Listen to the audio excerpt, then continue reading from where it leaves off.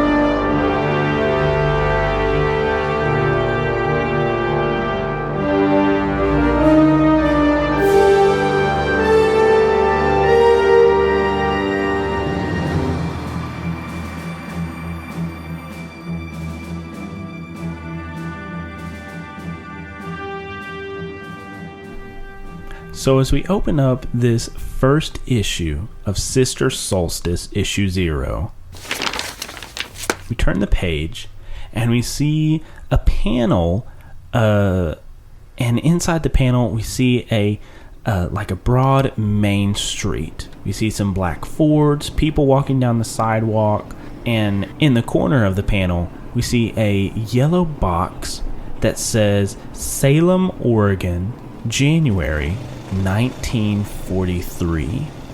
And we see these people going about their business. It must be early in the morning because we see people walking around with mugs of coffee in their hand, holding the newspaper in the other, and they're just walking down this street. But I think as they're walking down this street, we see somebody weaving their way between the taller figures. Kari, could you describe for us, who do we see weaving their way in between these taller figures? You see a young 13-year-old Doris Daniel. She has a boyish figure. She hasn't quite come into her womanhood just yet. She's got blonde hair, blue eyes, and she's about 5 feet tall. And yeah, her hair is like shoulder length, probably tied back in a ponytail. She's dressed in just kind of everyday clothes that you would see a young girl wearing in the 40s for school. Mm-hmm. So, okay. And what is Doris Daniel doing on this wintry morning in Oregon? She is down at the local grocer, and she's picking up fresh bread and eggs and milk to take back to her mother's bed and breakfast. Okay, so you walk in to this grocery store, you see a bunch of canned products. There are some fresh cherries that have been brought in, and it's early in the morning, so you would see the farmer unloading these crates of cherries and taking them into the grocery store. And he has like 2 stacked on top of each other, and he's kind of struggling and walking towards the door, and he is trying to grab the door handle with his elbow to open it as you're walking up. And you see me say something under my breath, and then you see the door open, almost like a electronic door, but there wasn't electronic doors in the 40s. Okay. So it just creaks open. The man just thinks he opened the door himself somehow and walks right in. And you follow after him. Mm-hmm. And like I said, you see the canned product. But he's walking in, and as I walk in, hi, Farmer John. And he looks down, or like angles the boxes away from his face so he can see you. Oh, well, hi, Doris. Here, he sets it down and he grabs a handful of cherries and he holds it out to you. Here you go, pretty lady. Thank you. And then he picks it up and starts sorting them into some bins out there, or right there at the front of the store. And you run in, grabbing what are you grabbing? I'm grabbing the eggs and the bread and milk that we need. Okay, eggs, milk, and you come up to the cashier. There's a larger man, balding, with a little apron on. He has the name of the store printed on it, or I guess sewn onto it. They wouldn't really be printed, but sewn onto the front of his chest. And he looks down at you. Hello, Doris. How are you this morning? I'm doing well, Tommy. He rings it all up. All right, looks like that'll be $7. All right, and I laid cash out on the table. All right. He takes it, and you sprint off. You are running past these people walking in the street. You run over a couple of streets, and I think you get to like this kind of secluded grove. And there's a lot of greenery, a lot of beautiful evergreens found in the Pacific Northwest. There's lavender plants and all these other flowers. There are some cherry trees, because Salem is the cherry capital of the Northwest. But they haven't started to bloom yet. It's still a couple of months before they start to bloom. But nestled in between all of this foliage is a building. Kari, do you want to describe what this building looks like? It looks like a large home. It's 3 stories, and it just like it looks very homely. Like it doesn't, like when you say building, that makes it feel kind of cold and uninviting. But this is very much like home. Like you said, all of the plants and things. It's got like a white picket fence. Like it's very just like, other than it being so big, like it just looks like a classic home of the 40s. Yeah. And like, does it have like a wraparound porch and like steps leading up? Yes. Okay. Is it painted any specific colors? It is a say like a grayish blue. Okay. With like red shutters. Okay. And there's like rocking chairs out front. Yeah. Okay. And you run up to this house, and I think in the corner of the panel as you're running up to it, we see a sign that's been posted out in front of the house. What's the name of this bed and breakfast? Daniel's house. Daniel's house? Mm-hmm. Okay. A nice curvy painted lettering. Mm-hmm. You rush up the steps. And it's like a sign, like it's got like the wood stand, but the sign is like hanging from a chain, and so like it swings in the wind. Oh, nice. And it's like wide and like has the chains that are hanging. Yeah, okay. I like it. I'd like to live here. Well,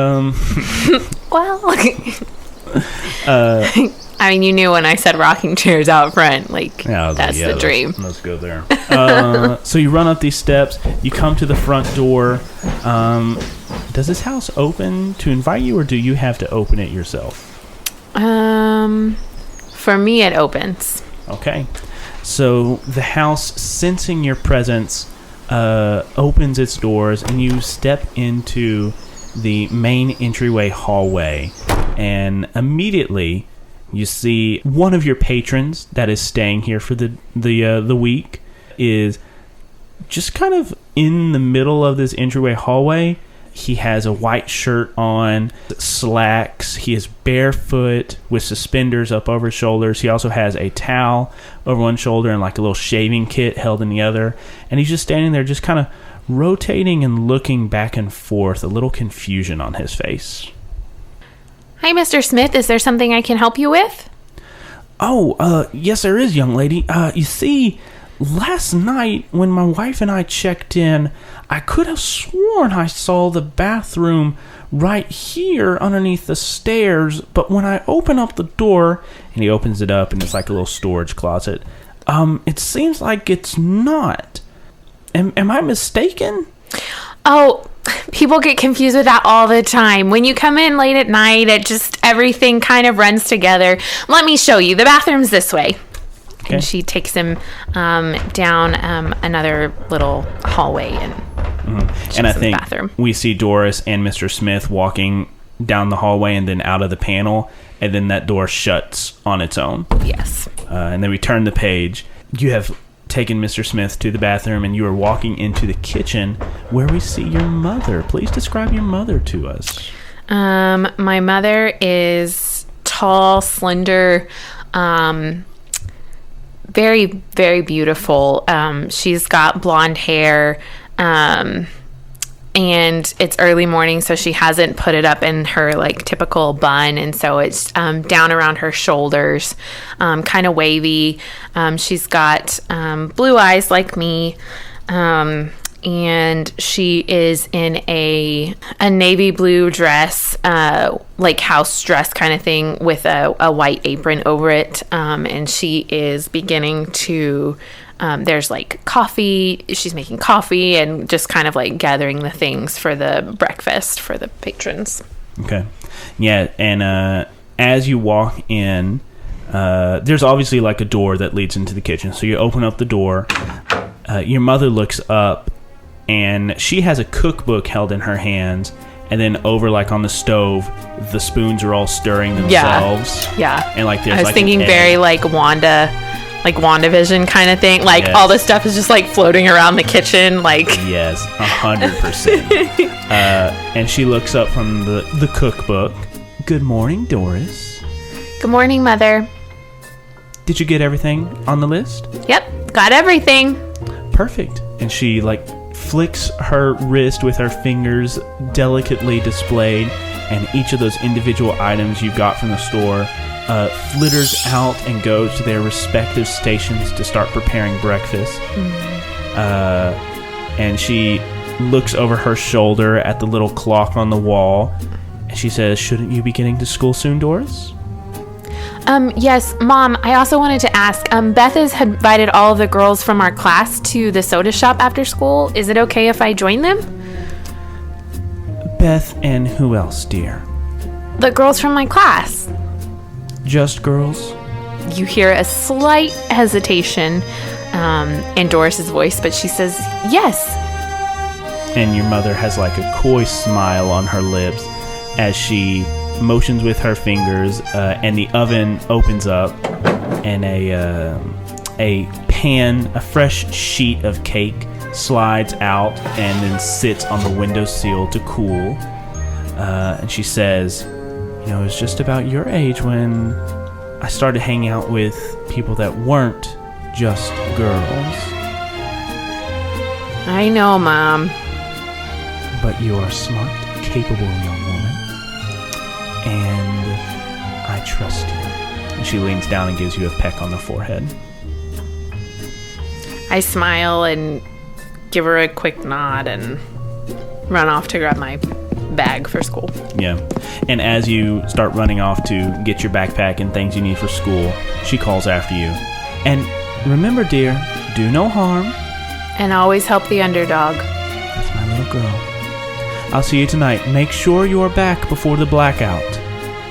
Yes, Mama. All right, and then you run off. You're grabbing your stuff. And I have to ask, how does Doris get to school? Does she walk? Does she ride a bike? Does she take the bus? Does she open a door?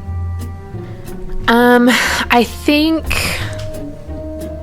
we'll go with she opens a door. Okay. You have your backpack on. You see Mr. Smith walking out of a different door than the one you led him to, and he stutter steps and looks around right as you rush past him, and you run to a door and you open it. And when you open it, we see a thick, dense jungle. We hear birds chirping, frogs croaking, maybe some other sort of animal calling out through the rain-soaked jungle. I back out and close that door because it's clearly not the right one. And so then I flit across the way to the other door. Yeah. And you open that up and you see your school perfectly framed in the doorway. And I step inside. You step inside. And Doris is suddenly at her school, stepping out of the girls' restroom. And kids are filing into the school, putting things in their lockers before rushing off to class. Doris, what do you do? I go to my locker and I open it up, and Beth is there at her locker next to mine. Morning, Beth. Doris, hi. Are you ready to have a gas tonight? Hot diggity dog, you know I am.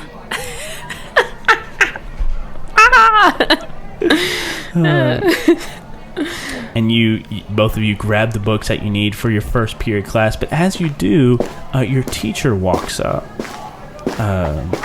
Doris, Beth, good morning. Good morning, Mr. Johnson.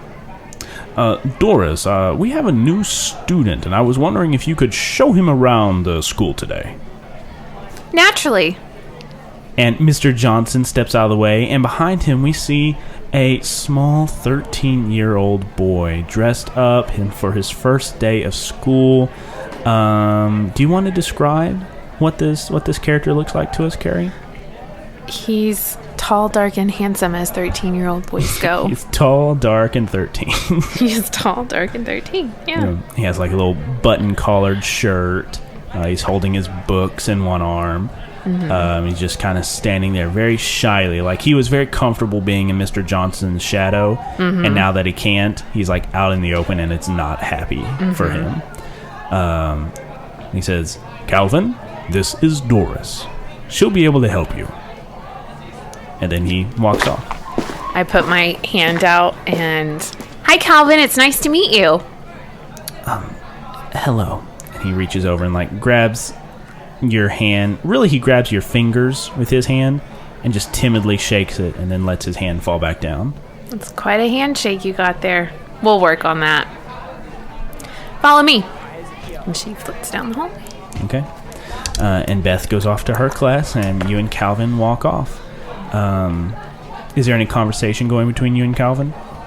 So where are you from, Calvin? My father and I are from the Massachusetts, the East Coast. What made you move to Salem? My father got a job opportunity here.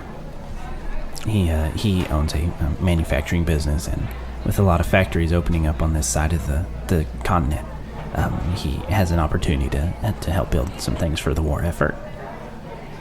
Sweet. Well, this is our first class. Mrs. Montgomery's math class. Math in the morning. Nothing like good old arithmetic first thing in the morning. Yes, I'm sure. Do you also have this class? Yeah. Oh, You can sit next to me. He blushes brightly. He says, okay. She takes her seat at the front of the class. He sees you sit at the front of the class and sees an empty chair right next to you, in front of the class, in front of everybody, exposed.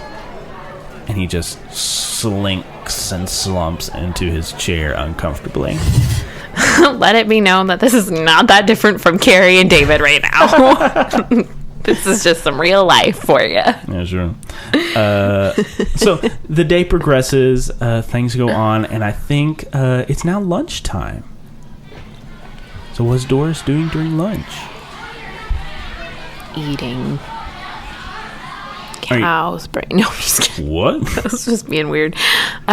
She is going through the lunch line, and Calvin is with her, and she's just like talking a mile a minute, like telling him about the meal and what he should pick, and like, this is where we sit, and these are the people we'll sit with. Like, she's just like rambling on, and he's listening and taking it all in, but he's also like, she talks a lot. Yeah, so there's just like a lot of word bubbles coming out of Doris's mouth all at the same time, and Calvin is just not replying. He's basically just like, I am Groot. I am Groot. I am 1940s human Groot. And yeah, y'all walk out, and I think as you're walking out, you see your gal pals. You rush over towards them, and as you're rushing over towards them, you hear a scream, and you hear like an electrical buzzing noise. And you turn over, and you see one of these huge metal ballasts that was up on the ceiling. It comes unmoored from where it was, and it is falling, swinging, sparking with its metal jagged edge straight towards Calvin. I'm going to raise up my arm, and you see my lips moving, and you see the light, like slow. And you'll have to tell me if this is possible or not. Well, I think the dice will have to tell us. But what I'm wanting to do is use that to catch it. To catch it and like put it back. Definitely. Okay, so levitate small objects. Sure, we can say this is a small object. Well, but I was also using my temporal shunt. Oh, that would be... So I think, like, if you're wanting to use a huge power, it would be a very huge deal. And I think it would definitely be visible. So, I think a simple levitate small objects would work. Okay, so using that levitate small objects, let's roll a serve and protect. So go ahead and roll 2d6 and add your protect skill to it.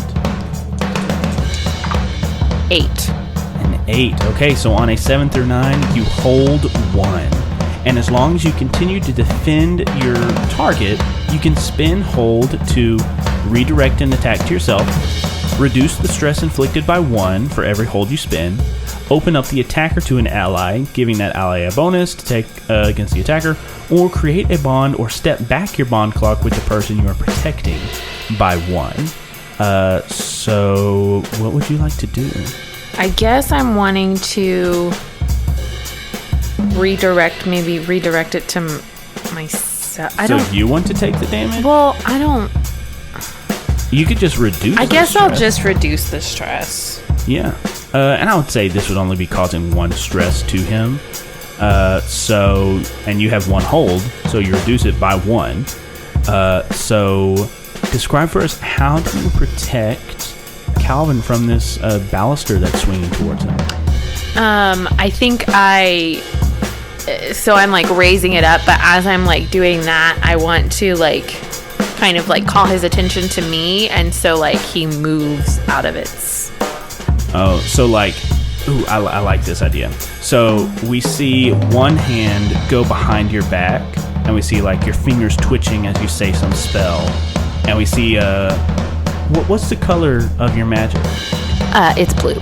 Okay, so we see like a blue shimmering aura appear around the baluster and hold it in place. And Calvin looks up at it, and he like his eyes squint for a second as he sees that blue shimmer. And then like you raise a hand and like wave it, like one hand is behind your back and the other hand's like waving up above your head. And Calvin looks away right as the baluster like swings right where his head was. And what nobody noticed in that moment was she hadn't put down her tray yet, so it's just like kind of floating in front of her while she does, and then she like quickly like grabs it back. And then Calvin walks over to your table, and Beth slaps him on the back and almost makes him drop his tray. And she says, "Holy mackerel, new kid! That thing almost whacked you right on your noggin." Yes, but it didn't.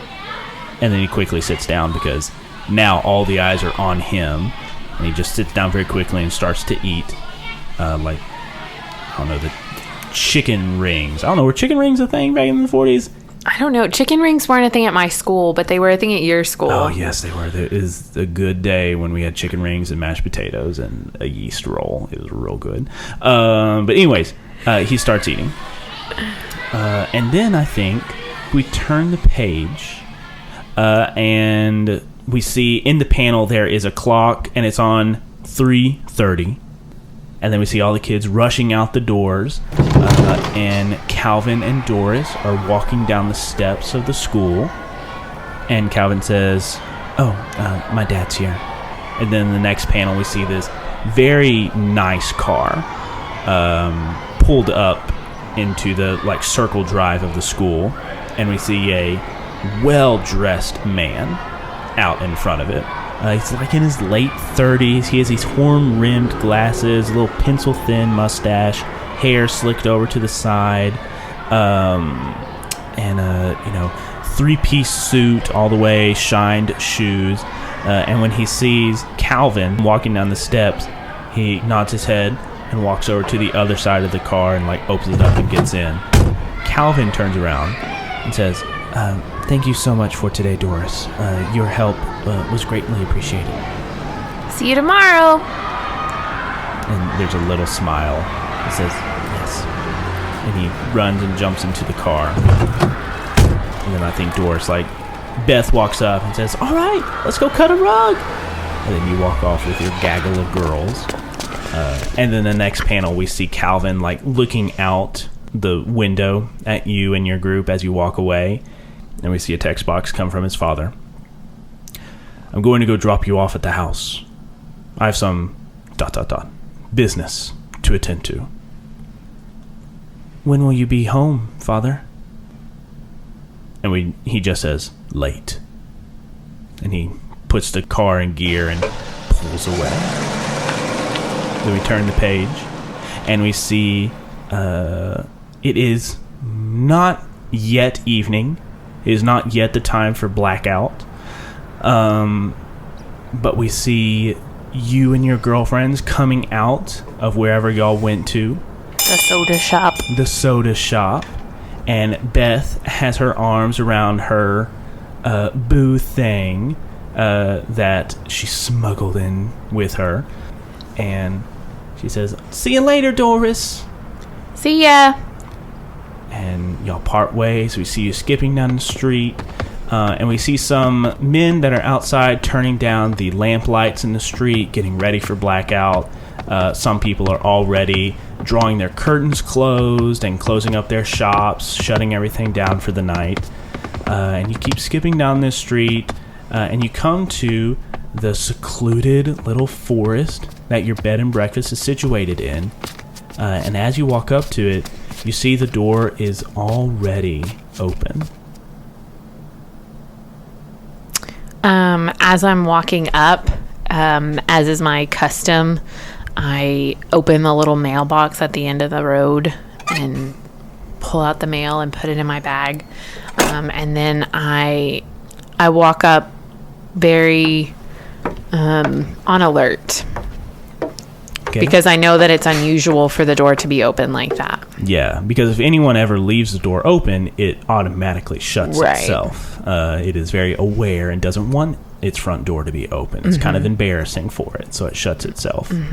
But you walk up and you see the door handle is shattered.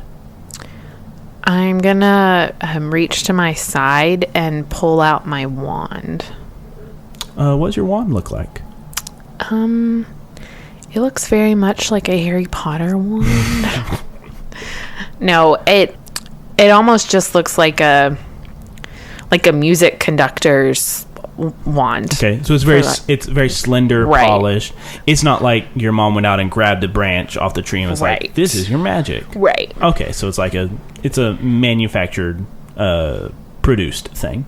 Okay, so you pull out your wand. You're walking in. It looks like your mother was in the process of getting things ready for blackout. I'll leave this choice to you. Are the patrons staying at the bed and breakfast, are they there right now? Not yet. Okay. You walk into the entryway and you see like splinters of wood on the carpet. You see a vase that was on the table right there has been pushed over and shattered. And it's just this strange, eerie scene as you walk into your house. And then there's a huge onomatopoeia crash coming from further into the house. Mama? There's no reply. There's an empty panel with you just still standing in the doorway, your long shadow reaching into the corridor. There's no reply. I'm going to run towards the crash. Okay, you run towards the crash, flinging open a door that was not the kitchen door before. And you fling open this door into the kitchen.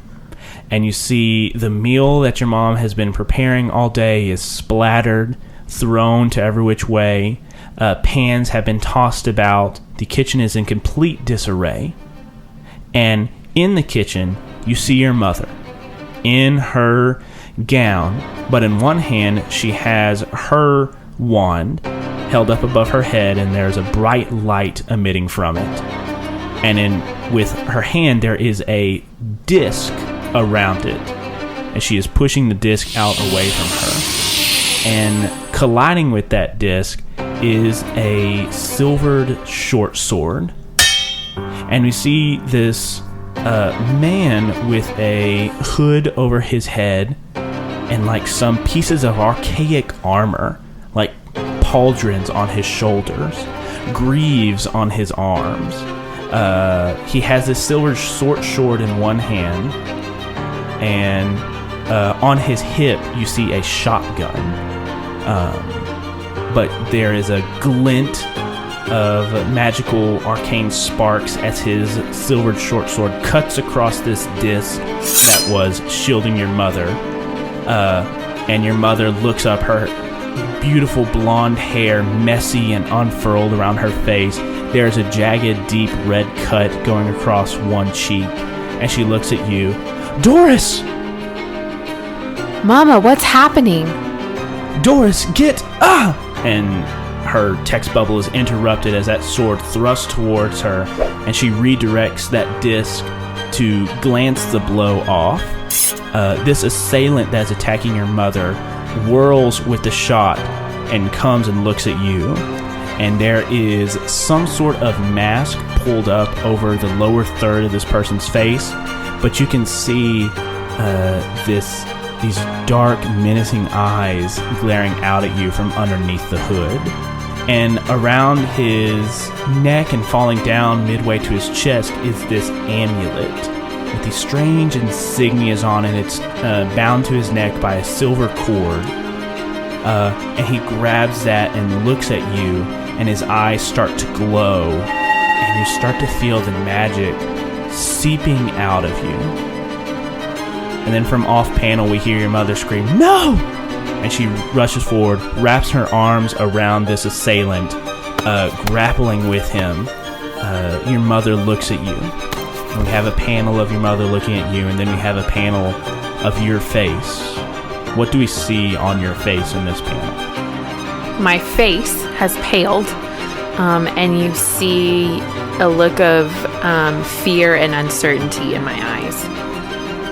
And the panel goes back to your mother's face, and we see a kind smile on her face as she says, "Protect the heart of nature." And with a push, she pushes with this man still in her arms towards the pantry door, which flings open on command.